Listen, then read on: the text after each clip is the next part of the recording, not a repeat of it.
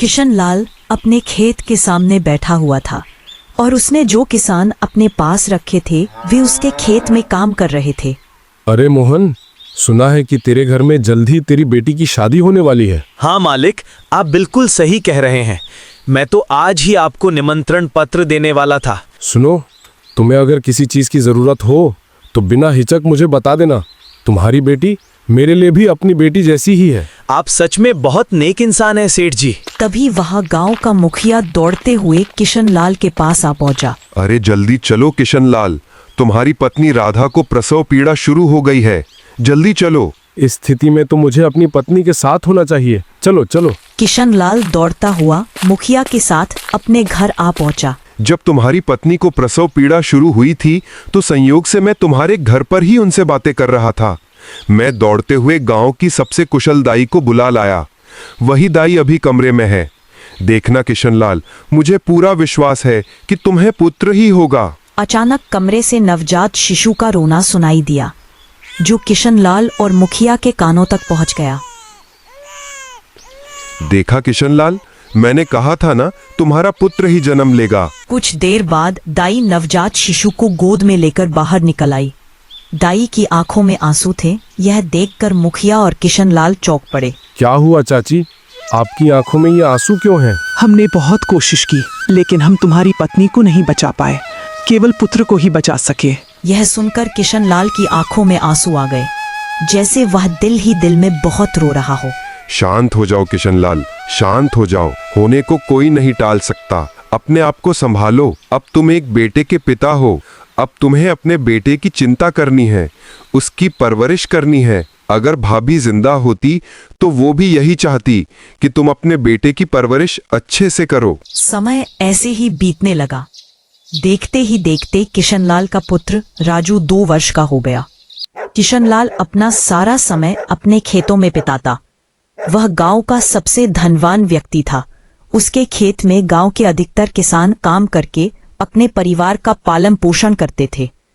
एक दिन किशन लाल अपने छोटे से बेटे राजू के पास बैठा था और उसे प्यार से खिला रहा था। तभी अचानक मुखिया उसके घर आ पहुंचा। किशन लाल, मुझे तुमसे एक अहम बात करनी है। जी मुखिया जी, बताइए क्या कहना चाहते हैं? किशन लाल, तुम इस गांव के सबसे धनवान व्यक्ति हो। अपने काम पर भी ध्यान देते हो और इस छोटे से बच्चे को भी संभालते हो, लेकिन आखिर कब तक? देखो, मुझे लगता है कि तुम्हें दूसरा विवाह कर लेना चाहिए। नहीं मुखिया जी, नहीं।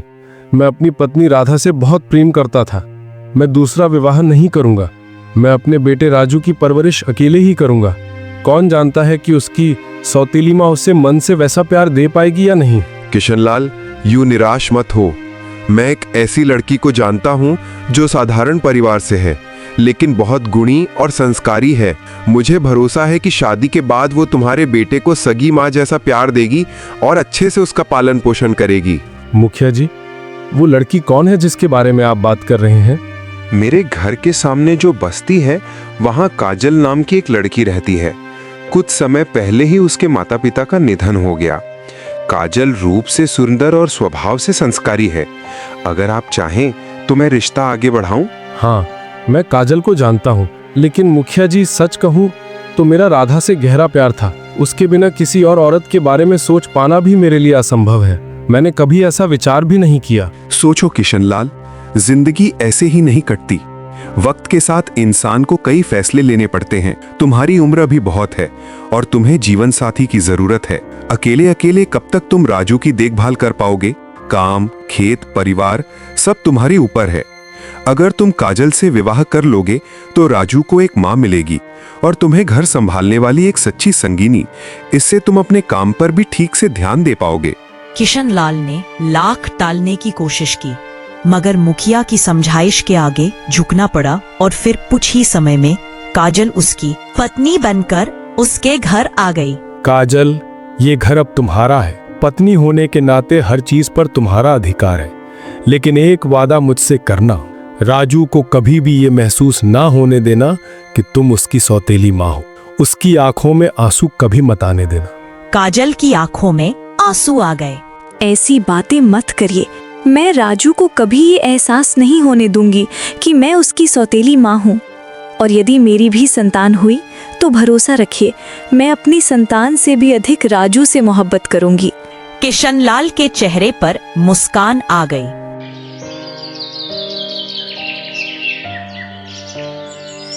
और कुछ साल बाद काजल ने एक प्यारी सी बेटी को जन्म दिया। अब हमारा परिवार पूरा हो गया है। काजल, तुमने एक पुत्री को जन्म दिया है। आज से हमारी पुत्री का नाम पूजा होगा।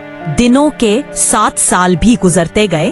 अब राजू 15 साल का हो चुका था और पूजा भी 12 साल की हो गई थी। दोनों भाई बहन पढ़ाई और खेल में मग्न रहते थे। एक दिन जब वे आंगन में हंसी खुशी खेल रहे थे, तभी अचानक मुखिया वहां आ पहुंचा। वाह काजल, तुमने तो किशनलाल के घर को स्वर्ग बना दिया। पहले मुझे ये चिंता थी कि पता नहीं तुम राजू को अपनी संतान की तरह चाह पाओगी या नहीं, लेकिन आज देखकर लगता है कि तुमने अपने स्नेह से सबका मन जीत लिया। राजू तो मेरी जान है। मैं उसे अपनी बेटी पूजा से भी बढ़कर चाहती हूँ। वही इस घर का सहारा है और पूजा का बड़ा भाई भी। मुखिया मुस्कुराने लगा। वहीं दूर खड़ा किशनलाल भी मुस्कुरा रहा था। समय यूं ही बीतता गया। राजू और पूजा सगे भाई बहन की तरह पूरे गांव में खेलते और घूमते रहते। गांव के सभी लोग राजू और पूजा की जोड़ी की तारीफ करते थे। एक दिन किशनलाल अपने घर में बैठा अपनी पत्नी काजल से बातें कर रहा था। उसी वक्त मुखिया वहां पहुंचा और किशनलाल की ओर देखते हुए बोला, किशनलाल, खबर मिली है कि सीता माँ का 11 साल का बेटा जंगल की ओर गया था और अब तक लौटा नहीं। हाँ मुखिया जी, मुझे इस बात की जानकारी है। क्या कहूँ, मुझे इस पर बहुत अफसोस है। मैं दिल से यही कामना करता हूँ कि वो बच्चा सुरक्षित और सकुशल वापस आ जाए। किशनलाल, क्या तुमने ध्यान दिया है कि पिछले कुछ वर्षों में हमारे गांव से कई बच्चे अचानक लापता हो गए हैं? ये सारी घटनाएं बहुत ही अजीब हैं और पूरे गांव के लोगों के दिल में डर पैदा कर रही हैं। हाँ मुखिया जी, आप बिल्कुल सही कह रहे हैं। कामकाज की वजह से मेरा कभी इन बातों पर ध्यान ही नहीं गया। ये सुनकर मैं डर गई हूँ। राजू और पूजा अक्सर जंगल में खेलने चले जाते हैं। आप उन्हें मना कर दीजिए कि वो कभी अकेले जंगल की ओर ना जाएं। काजल की बात बिल्कुल सही है किशनलाल। अगर कभी राजू और पूजा जंगल घूमने जाना चाहें तो बस मुझे बता देना, मैं उन्हें साथ लेकर सुरक्षित लौटाऊंगा। हाँ हाँ, ठीक है ठीक है। मुखिया यह कहकर चुपचाप वहां से चला गया। कुछ देर बाद किशनलाल खेत की ओर गया। वहां उसने देखा कि राजू और पूजा खेल रहे थे। बच्चों, मेरी बात ध्यान से सुनो। अब से तुम बिल्कुल जंगल की ओर नहीं जाना। क्यों पिताजी? हमें तो जंगल में जाना बहुत अच्छा लगता है। बेटा, शायद तुम्हें ये बात नहीं पता कि सीता माँ का बच्चा जंगल गया था और वो आज तक वापस नहीं आया। इसीलिए अगर तुम्हारा कभी जंगल जाने का मन हो तो मुझसे कहना, मैं तुम्हें मुखिया जी के साथ भेज दूंगा। ठीक है? यह सुनकर राजू और पूजा बहुत खुश हो गए। दिन यूं ही बीतते रहे। एक दिन राजू और पूजा घर में खेल रहे थे कि अचानक राजू ने पूजा से कहा, पूजा, आज मेरा बहुत मन कर रहा है कि मैं जंगल में जाकर खेलूं। तुम भी मेरे साथ चलो। वहाँ बहुत सारे फल हैं। हम खेलेंगे भी और फल भी खाएंगे। नहीं भैया, आज मेरा जंगल जाने का मन नहीं है। फिर कभी चलेंगे। मेरे सर में दर्द हो रहा है। आप भी मत जाइए, बाद में हम दोनों साथ साथ जाएंगे। नहीं पूजा, मैं तो आज ही जाना चाहता हूँ। तुम भी मेरे साथ चलो, हम जल्दी लौट आएंगे। राजू और पूजा बात ही कर रहे थे कि तभी काजल भी वहां आ गई। उसने राजू की तरफ देखते हुए कहा, बेटा, अगर तुम्हारा जंगल जाने का मन इतना ज्यादा है तो अपने मन की बात मत रोको। पूजा नहीं जा सकती तो कोई बात नहीं, मैं मुखिया जी को बुला लेती हूँ। मुखिया जी ने कहा था कि जब भी तुम्हारा मन जंगल घूमने का करे तो उनके साथ भेज देना। माँ, ये तो बहुत अच्छी बात है। थोड़ी ही देर में मुखिया वहां आ पहुंचा। मुखिया जी, आज राजू का जंगल घूमने का मन कर रहा है और पूजा की तबीयत ठीक नहीं है। अरे, इसमें चिंता की क्या बात है? मैं राजू को जानता हूँ। कभी कभी उसका जंगल में जाकर फल खाने का मन करता है। कोई बात नहीं। आओ राजू, तुम मेरे साथ चलो। मुखिया राजू को जंगल की ओर लेकर चल दिया। काफी देर चलने के बाद मुखिया एक तालाब के किनारे आकर राजू से बोला, चलो यहाँ पर कुछ देर आराम कर लेते हैं। राजू तालाब के मनमोहक दृश्य में खो गया। तभी मुखिया ने धीरे से अपनी जेब से बांसुरी निकाली। मुखिया जी, आपको भी बांसुरी बजानी आती है? हाँ हाँ, मैं तो बहुत अच्छी बांसुरी बजाता हूँ। मुखिया जी, आपको भी बांसुरी? ये तो कमाल है मुखिया जी, मैंने आज तक आपको बांसुरी बजाते कभी नहीं देखा। बजानी आती है? हाँ बेटा राजू, मैं ज्यादातर जंगल में ही बांसुरी बजाता हूँ।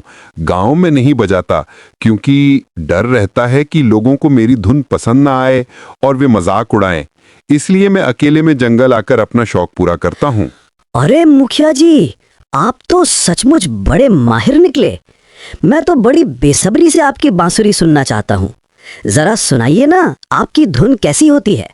जैसे ही मुखिया ने बांसुरी बजाना शुरू किया, अचानक कुछ डाकू वहां आ धमके और गुस्से में बोल पड़े। अरे तुम उस बच्चे को मेरे हवाले कर दो, वरना हम तुम्हें जान से मार डालेंगे। मैं ये बच्चा तुम्हें नहीं दूंगा, हमें जाने दो। हम फिर कभी इस जंगल में नहीं आएंगे। और इस छोटे से बच्चे के साथ तुम क्या करने वाले हो? हमने ही वे गायब हुए बच्चे उठाकर दूसरे देशों में भेजे थे। वहाँ वे जिंदगी भर काम करते हैं और यही हमारी कमाई का जरिया बनता है। यह कहते ही डाकू ने मुखिया को जोर से धक्का दे दिया, जिससे उसका सिर पास के पेड़ से जा लगा। राजू को उन्होंने पकड़कर घोड़े पर बैठाया और जंगल की गहराइयों में ले गए। मुखिया संभलते हुए हाफता कांपता गांव की ओर भागा। उसके चेहरे पर डर साफ दिखाई दे रहा था। किशनलाल, किशनलाल, वो डाकू राजू को उठाकर ले गए हैं। मैंने उन्हें रोकने की बहुत कोशिश की, लेकिन मैं उन्हें रोक नहीं सका। हे परमात्मा, तो क्या इन्हीं डाकुओं ने अब तक सारे बच्चों को अगवा किया था? हाय राम, ये कैसा अन्याय हो गया। किशनलाल जोर जोर से रोने लगा। उसकी रोने की आवाज सुनकर सबका कलेजा कांप उठा। मेरी हिम्मत मारी गई थी जो मैंने अपने बेटे को जंगल भेज दिया। ना जाने मेरा बच्चा किस हाल में होगा।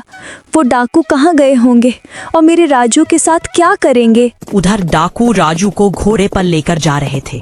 तभी अचानक एक डाकू के पेट में तीर जा धंसा। वह जोर से चीखा और घोड़े से गिरकर तड़पने लगा।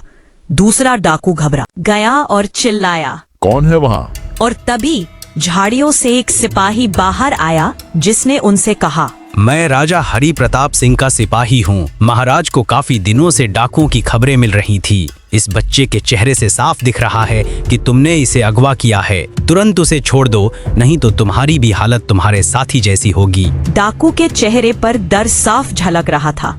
उसने घबराकर राजू को धक्का दिया और आंधी की तरह जंगल की ओर भाग खड़ा हुआ। फिर सिपाही राजू की तरफ गया और उससे जाकर कहा, कौन हो तुम बच्चे? मेरा नाम राजू है।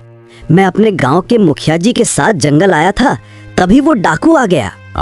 तुम्हारा चेहरा तो राजकुमार विक्रम से बहुत मिलता है। चलो मैं तुम्हें राजमहल ले चलता हूँ। मुझे राजमहल नहीं जाना, मैं तो सिर्फ अपने माँ बाप के पास घर जाना चाहता हूँ।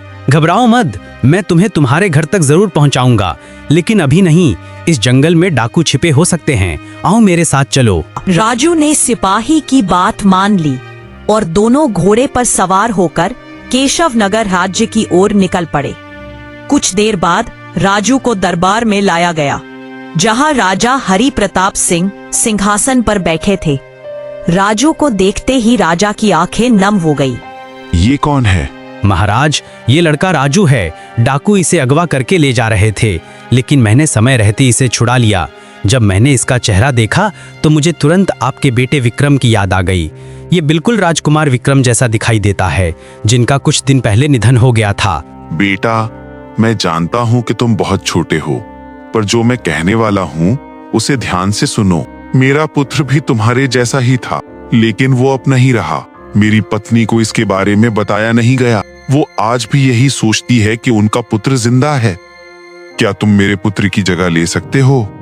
अगर सच्चाई उन्हें पता चल गई तो वे मर जाएंगे। ठीक है, पर एक वचन दीजिए, आप मुझे जरूर मेरे गांव पहुंचाएंगे। हाँ हाँ, मैं तुम्हें तुम्हारे घर जरूर पहुंचा दूंगा, लेकिन अब तुम्हारा नाम राजकुमार विक्रम होगा। अब राजू नहीं, ये राज्य अब तुम्हारा है। राजा हरि प्रताप सिंह राजू की ओर बढ़े और उसे गले से लगा लिया। राजू ने सिर झुकाकर चुपचाप सहमति दे दी और इस तरह एक मासूम बच्चा राजकुमार में बदल गया।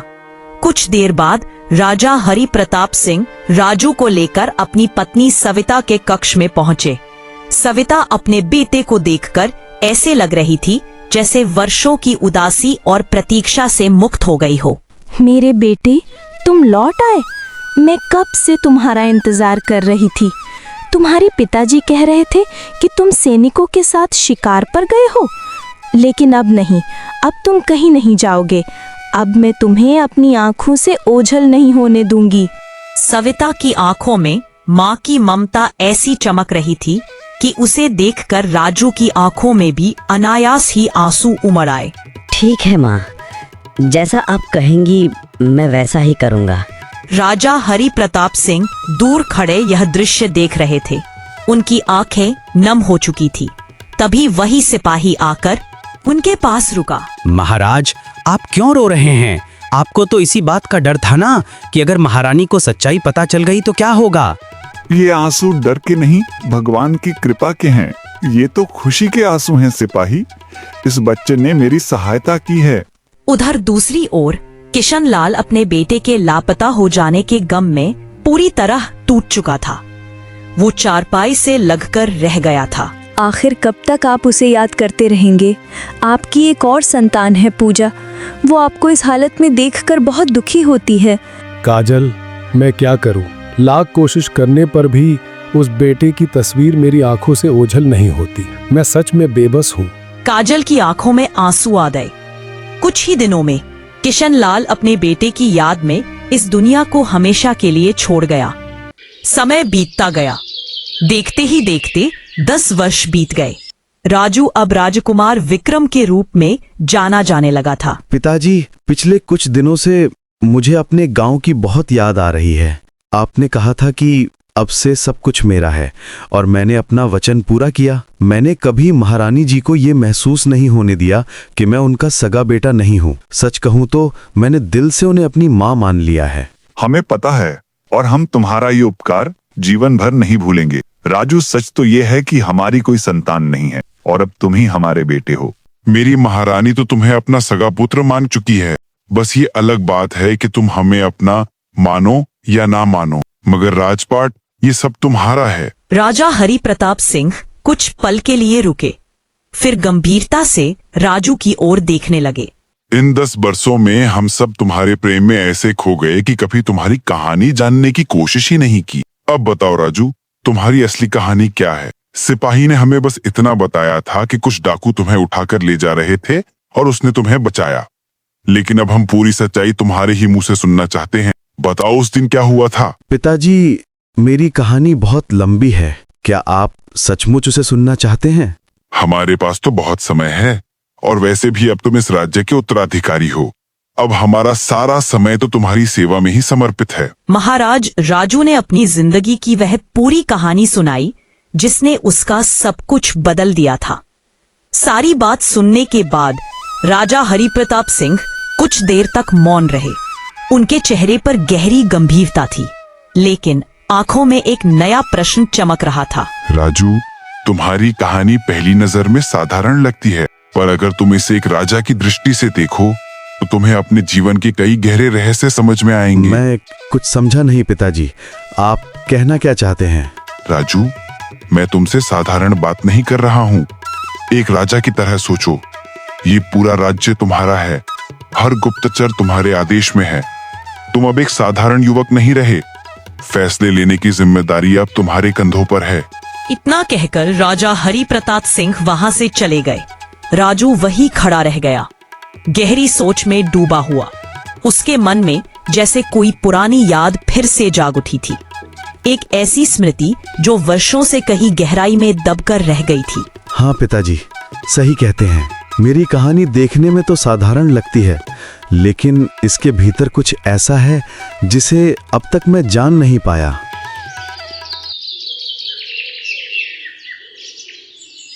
अगली सुबह राजू ने अपने सबसे ईमानदार मंत्री केशव दास को बुलाया। मंत्री जी, मुझे अपने सबसे होशियार गुप्तचर से तुरंत मिलवाइए। जैसा आपका आदेश महाराज। कुछ ही देर में एक लंबा दुबला पतला आदमी राजू के सामने खड़ा था। वही था राज्य का सबसे कुशल गुप्तचर गुपचुप। मुझे 2 दिनों के भीतर हरियापुर गांव के जंगलों में छिपे डाकुओं का ठिकाना पता चाहिए, और ये काम केवल तुम ही कर सकते हो। महाराज, 2 दिन की क्या जरूरत, मैं इसे एक ही दिन में पूरा कर दिखाऊंगा। मेरा नाम गुपचुप है, मैं चुपचाप चला जाऊंगा और चुपचाप सब यहाँ ला दूंगा। अगले दिन गुपचुप वादे से भी पहले आ गया। उसने डाकुओं के पूरे ठिकाने का नक्शा बता दिया। फिर राजू ने अपने सैनिकों से कहा, जाओ और जहां जहां भी डाकू मिले उन्हें जिंदा पकड़कर तुरंत महल ले आओ। कुछ ही घंटों में डाकुओं को पकड़कर महल लाया गया। राजू अपनी राजगद्दी पर बैठा सबको ध्यान से देख रहा था। तभी उसकी नजर एक बूढ़े कांपते हुए डाकू पर पड़ी। ये चेहरा मुझे कहीं परिचित सा लग रहा है। बाकी लोगों को ले जाओ, पर उस बूढ़े को यहीं छोड़ दो, मुझे उससे अकेले में बात करनी है। फिर वे सब वहां से चले गए। अकेले रहकर राजू ने उस बूढ़े डाकू से कहा, क्या तुम मुझे पहचानते हो? हाँ, आप इस राज्य के युवराज राजकुमार विक्रम हैं। मगर मैं एक और इंसान भी हूँ। मैं कुछ समझा नहीं युवराज। मैं वही बच्चा हूँ जिसे 10 साल पहले तुम जंगल से उठाकर ले गए थे।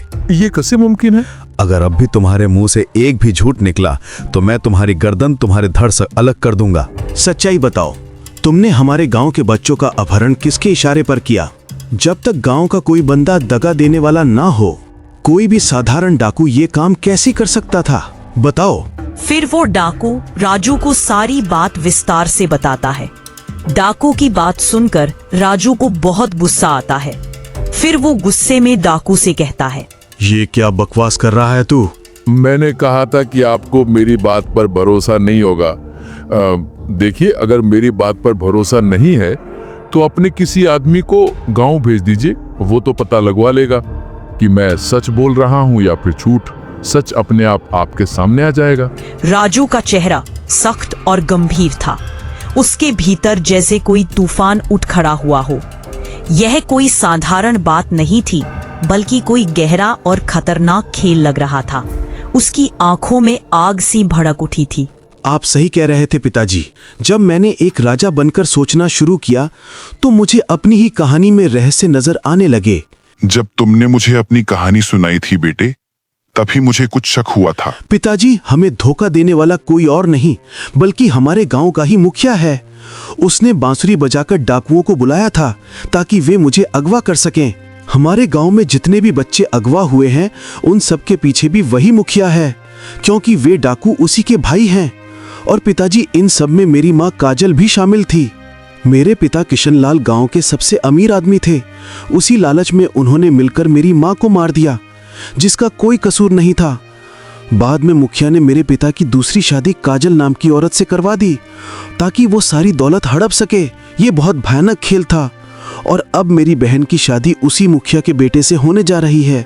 मुझे अभी जाकर न्याय करना होगा और अपनी बहन को उन डाकुओं से बचाना होगा। ठीक है बेटे, तू अभी जल्दी से निकल जा और जाकर इंसाफ कर। राजू ने एक क्षण भी विलंब नहीं किया। वह सैनिकों को साथ लेकर अपने गांव की ओर निकल पड़ा, उस गांव की तरफ जहां से बरसों पहले उसका अपहरण हुआ था। गांव पहुंचा तो एक बड़े पंडाल में विवाह की तैयारियां जोरों पर थी। उसी समय उसकी नजर बूढ़े हो चुके मुखिया पर पड़ी। नमस्कार मुखिया जी। नमस्कार। अरे, आप तो केशव नगर के राजकुमार लगते हैं। आइए आइए, स्वागत है, स्वागत है। हाँ, हम केशव नगर के राजकुमार हैं, लेकिन हम सिर्फ इतने ही नहीं हैं। लगता है आपने मुझे पहचाना नहीं। मैं राजू हूँ, वही राजू जिसे 10 वर्ष पहले डाकू उठा ले गए थे। कुछ याद आया मुखिया जी? काजल भी पास ही खड़ी थी। उसने सब कुछ सुन लिया। फिर उसने राजू से कहा, मेरे बेटे, मेरी आंखें तुझसे मिलने को तरस गई थी। काश तू पहले आ जाता तो तेरे पिता भी जीवित होते। अब तुमसे क्या कहूँ माँ, जी तो करता है कि एक राजा होकर तुम्हारा सिर धड़ से अलग कर दूं, लेकिन तुम मेरी सौतेली ही सही, फिर भी माँ तो हो, इसीलिए तुम्हें छोड़ रहा हूँ। क्या? ये तुम क्या कह रहे हो राजू? फिर राजू ने मुखिया और अपनी सौतेली माँ को सारी बात विस्तार से बताई कि कैसे उनका झूठा और मक्कार चेहरा सबके सामने आ गया। यह सब सुनकर राजू की सौतेली माँ ने कहा, क्या? ये तुम क्या कह रहे हो राजू? बेटे, मुझे माफ कर दो, मैं बहुत शर्मिंदा हूँ। मैं तुम्हारी सगी माँ तो नहीं, लेकिन माँ तो हूँ ना। हाँ राजू, हमें माफ कर दो, हम दोबारा ऐसा कभी नहीं करेंगे। नहीं, मैं तुम्हें बिल्कुल भी माफ नहीं कर सकता।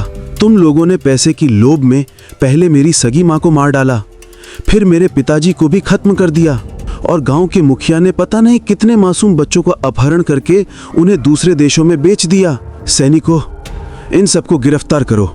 मैं इन सबको आजीवन कारावास की सजा देता हूँ। अभी अपनी बाकी जिंदगी सलाखों के पीछे बिताएंगे। फिर राजू वहां से वापस अपने महल चला गया और अपनी बहन को भी साथ ले गया।